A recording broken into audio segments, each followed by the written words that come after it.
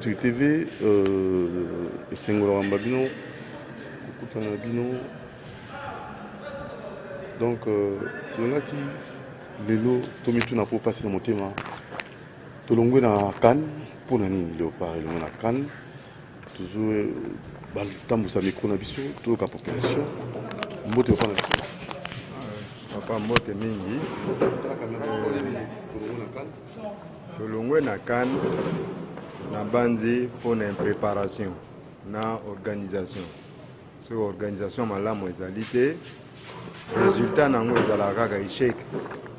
Donc on ne s'était pas bien préparé. Et puis du point de vue organisation, tozoyoka ba joueur ti soki mercredi bazo telengana na nawa ba mususo ba musuna poto. Donc, organisation est mabe et résultat de yango wana il faut to bukango. Vous êtes chef coutumier. Azali chef coutumier. Mais si vous parlez on appelle ba ko compter na ba la bonine ba benga yango gri ba ni commission de suivi ceux qui ni ba on a des recherches tout ça. Est-ce que ba on a na moi les lobes des raisons na-t-il? Papa na bandi pour betabal il faut ali boso joueur. Parce que ned ngai lelo ozwanga te ata na tonisi mal ya kisi ozinga otenga na terrain na beti bal. Chef coutumier. Naza chef coutumier.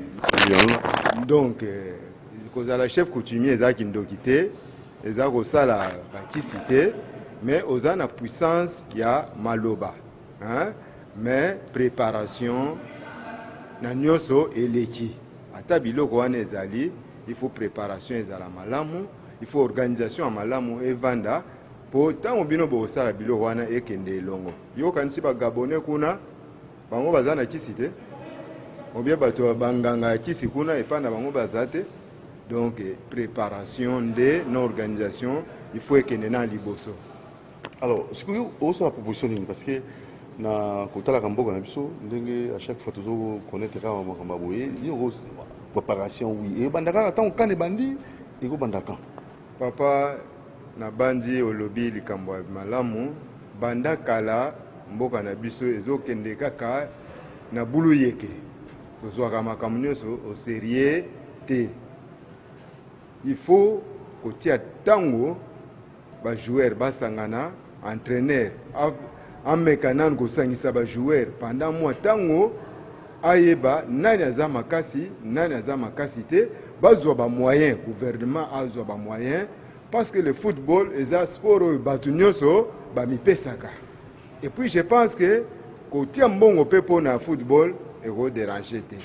Donc bazwa ba moyen ba pesa na équipe nationale et puis organisation bazwa temps ya ko s'entraîner ya ko kutana ba match amicaux ezala. Je pense que tous les joueurs à malamu so baza bien motivés, so baza bien encadrés, to ça les logo moko ya malamu. Parce que mbula na mbula to komaka bato calcul.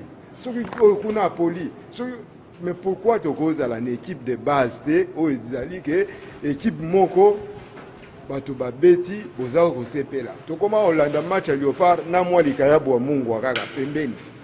Donc eza malamu. Mais au coup, il y a une attention parce que ça va match émotion. Par exemple, il y a lobby 3 buts à 0. Donc ça passe. Donc ba konjamboka bazwali kambwana na ba tale la fédération na biso ezwa vraiment musala nango na maboko pour que est-ce que vous avez école à foot? École à foot officiellement exacté hein. Mais il y a des initiatives privées, il semble. Mais parce que les gens n'ont pas intérêt à la chose. Ils ont net foot. Par exemple, le sport net foot. Comment va kozanga école? C'est la même chose à ta art. Art. République Mobimba. École où ils ont formé artistes plasticiens, Kakana Kishasa. Na Lubumbashi. Il y a combien de talents na kati ya mboko oyo ezopola kaka ndenge wana. Donc ça passe. Hein? Parce que tout le monde a un Zaranatina. Tout le monde a un Zaranatina. Nini wana art. Ah, ils ont la foot. Tout le monde a un Zaranatina.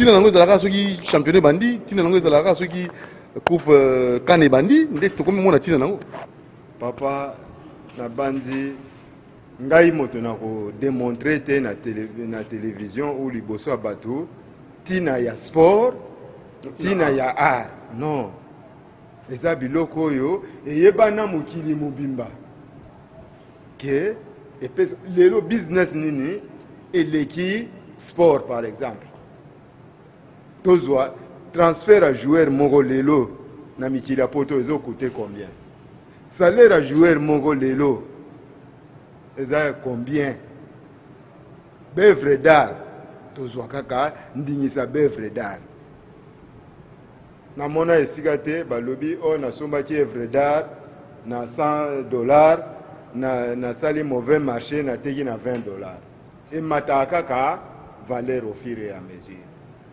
œuvre d'art eza lokola minere na kati ya mboka mais en tout cas bakonzi na biso bameka koluka esika na esika bapona moto oyo ayebi eloko wana asala na esika wana balanda kaka politique te ya kokabola gato parce que ngani abimaki député apesinga boye te baluka bato esengeli oza spécialiste na domaine ya sport vanda kuna oh na transport natanga na université tel na travail bon ça va vanda kuna eza te oye kozwa ngai moto nasala maçonnerie soki wapi oye kotianga na ministère ya sport et loisir ozinga nasala soki bon naboyi te soki likambo nini parce que na rendraki yo service moko boye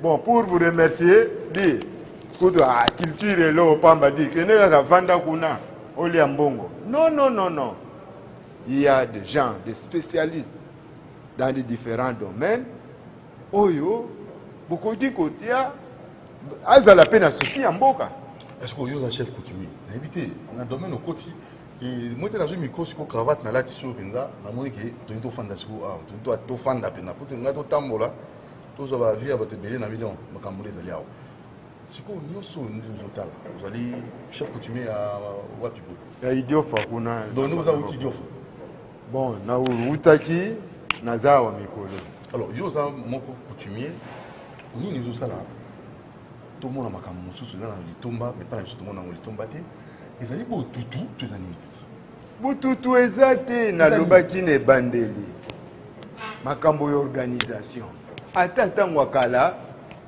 bakoko bazalaki epai na biso eza na adage moko elobi boye etave kebr wana kibinga kibunda kimbunda etave kebr kowa br déjà kenge bongisa cela veut dire quoi si vous préparez la guerre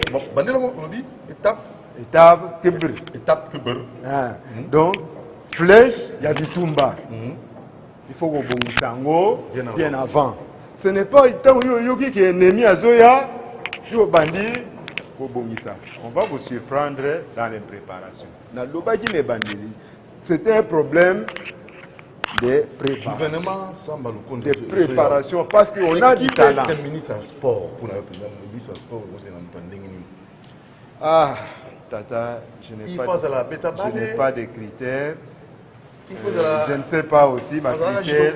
Na évité ma critère oyo, pour la ministre, mais néanmoins, il faut être à la moto yo, aligner d'abord et l'autre. Hein? Alingi yango et puis azape na moi connaissance nango. Je ne dis pas forcément il faut être à la sportif. Parce qu'aujourd'hui, je connais il y a des professeurs à l'université tels que na linga tanga kombo professeur moko atangi sakangai mais na boyi ko tanga kombo na ye azali professeur d'éducation physique na IPEN. Un grand professeur. Soki aza na connaissance pour organiser par exemple le ministère wana.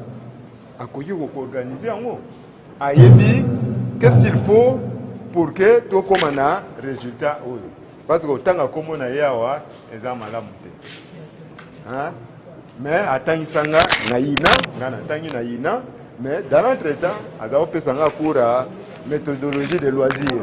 Oyo ayebi professeur apesa na ba ne deni ni na tangi sebno lobani na méthodologie de loisirs. Aza opesa biso organisation ndenge ko organiser net ba confédération wana ya football hein. Ndaki ba ko organiser ndeni po tanga ko. Ba organiser ko organiser na mukuse oyo tanga. Ndenge alakisa biso d'abord il faut que ça programme d'activité hein? Il faut que ça na moto oyo aza repris comme membre ba attribution na ye et suivi ya ba attribution wana ezala makasi parce que oyo a faillir il faut kolongola ye tant bo respecter biloko wana na timing. Je pense que ça peut aider à développer ma compétence et des. Mais nous, on a pas la mission, c'est pas le mot rabat. Nous, on met la raté, on met les séco, quand c'est sika wana. Parce que là, la libella. Ah ouais, toyoka nzembo kaka, totika ye pour expérience. Expérience, il y a. Expérience en haut. Expérience en haut. Bateau mususu yo ti kuna ba ozo expérience. Wapi. Problème est ça, il faut motoso à sali. Si ça ne marche pas, bâtir de côté. Pour permettre aussi, parce que bon, bazo ko assister, bazo ko acquérir expérience. Et puis, bazo ko apporter un plus. Quand vous restez pendant longtemps et comme il la répétition, hein? Tant mususu, lelo, bon, heureusement que Mukilango et Bani Obonga, moi, esprit à recherche. Et comme même dans ma beau boye, mais sinon ça sera la routine. Pour vivre la routine à tout moment, non, le monde a évolué. Il faut aussi que les compétences puissent évoluer, aller de pair avec le monde. Parce qu'il faut un exemple. Il y a Batoupé, Bazosala, Namikili Moussous. Ils doivent aller en stage, ils doivent aller en formation, ils doivent aller en visite, se recycler. Merci. Pour au moins qu'on ait un retard par rapport aux autres, pour aller de pair avec les autres. C'est dans ce sens-là que nous devons au moins. Mais est-ce qu'on a dans le domaine de l'artiste, ministre ou la culture?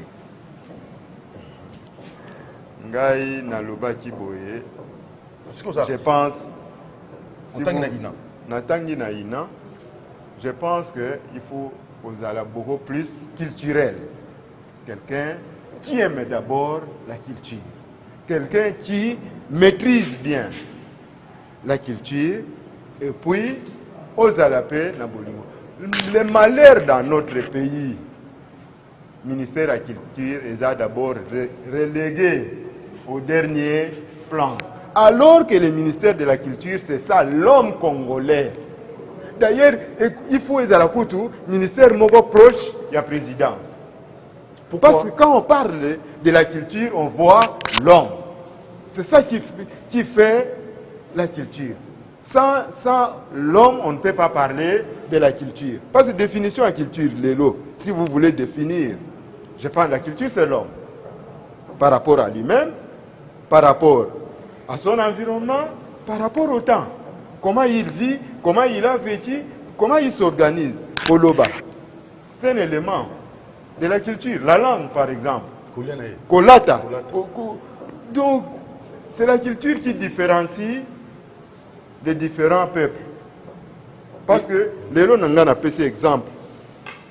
Pour Ngana Loba Kenaza Mobunda. Qu'est-ce qui va me différencier avec mon frère Moulouba? Par exemple, qui se dit Bunda, il faut Aloba Kibunda. Il faut Alia Oeba Bunda Baliaka.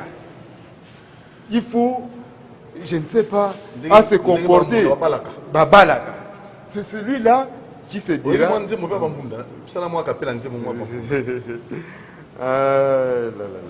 Nzembo.